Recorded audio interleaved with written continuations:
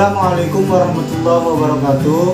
Alhamdulillahirrabbilalamin. Wassalatu wassalamu ala rasulillah ya'tama'in alladzi la nabiyya ba'da.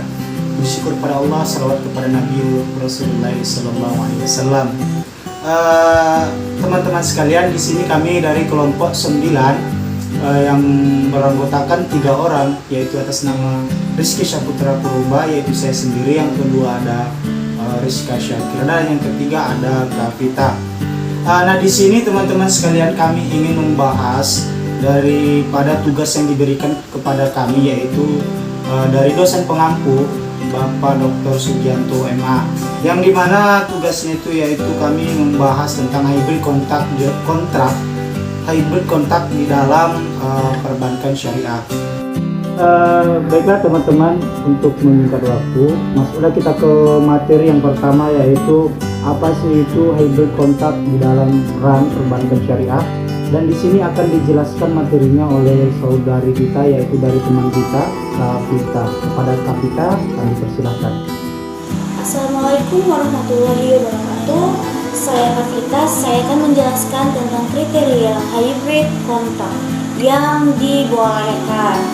Nah, didasarkan atas prinsip hukum asal dari akad adalah boleh dan dikiaskan dengan hukum akad-akad yang membangunnya dengan memperhatikan ketentuan-ketentuan agama yang membatasinya. Artinya, meskipun hybrid kontrak diperbolehkan, ada batasan-batasan yang tidak boleh dilanggar, karena batasan itu menjadi rambu bagi hybrid kontrak agar tidak terjerumus ke dalam praktik muamalah yang diharamkan. Terima kasih kepada Kavita yang telah menjelaskan materi tentang hybrid kontrak di RAN Pegadaian Syariah. Yang ingin saya tanyakan kepada Kavita yaitu mengapa hybrid kontrak ini dapat diharamkan? Coba kepada Kavita untuk menjelaskan dari pertanyaan saya tadi. Terima kasih. Saya akan menjawab pertanyaan dari Rizky Purba.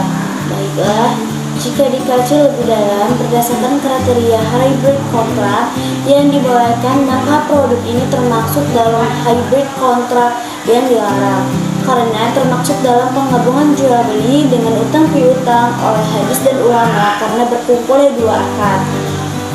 Dalam masalah berkumpulnya dua jual beli tersebut, dalam satu kesepakatan para ahli fikih berbeda dalam menafsirkan objek.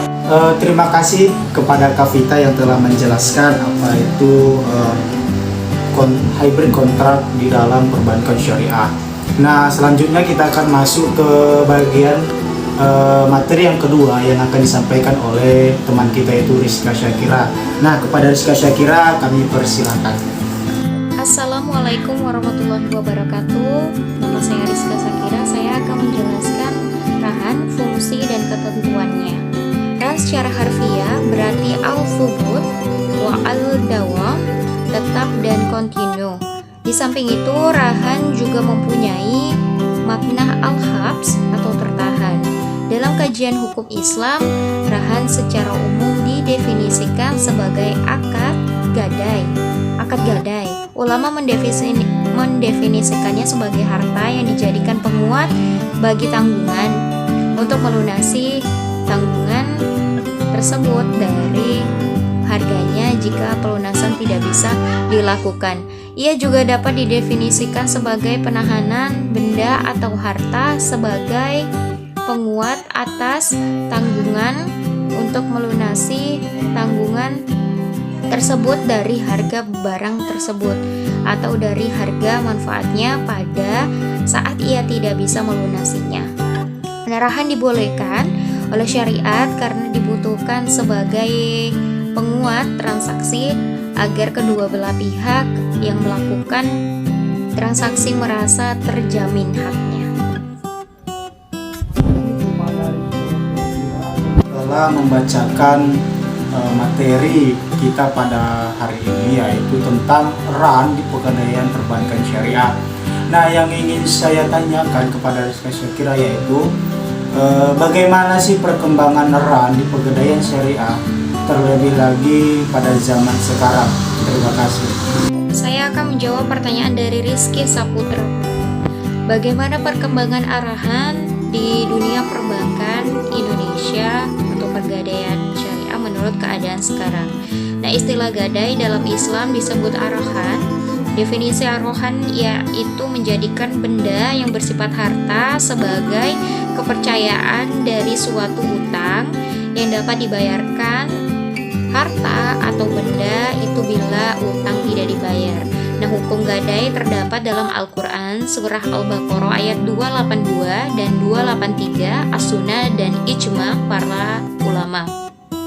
Adapun yang menjadi salah satu faktor pendukung dalam pelaksanaan arahan adalah jumlah penduduk yang beragama Islam. Mayoritas kita di Indonesia beragama Islam, cukup banyak di Indonesia, kurang lebih hampir 90% dari total penduduk Indonesia. Dan salah satu faktor yang menjadi kendala adalah sumber daya insani yang kurang ahli, terutama juru taksir yang harus memiliki keahlian khusus. Terima kasih kepada Rizka Syakira yang telah menjawab pertanyaan dari saya seputar tentang keadaan RAN di pegadaian syariah pada zaman sekarang. Semoga dengan jawaban-jawaban yang tadi dapat menyempurnakan pengetahuan kita tentang hybrid kontrak RAN di pegadaian perbankan syariah. Baiklah teman-teman sekalian, itulah tadi penjelasan dari teman-teman kita yang dari Rizka Syakira dan Kapita yang telah menjelaskan apa itu hybrid kontrak RAN di pegadaian perbankan syariah. Semoga apa yang telah disampaikan oleh mereka dapat menambah pengetahuan kita tentang perbankan syariah. Terima kasih kepada teman-teman yang telah menyaksikan podcast kami. Sekian dari kami kelompok 9 Prodi Perbankan Syariah kelas 8C eksklusif yang dosen pengampu Bapak Dr. Sugiarto MA. Sekian, saya akhiri. Wassalamualaikum warahmatullahi wabarakatuh.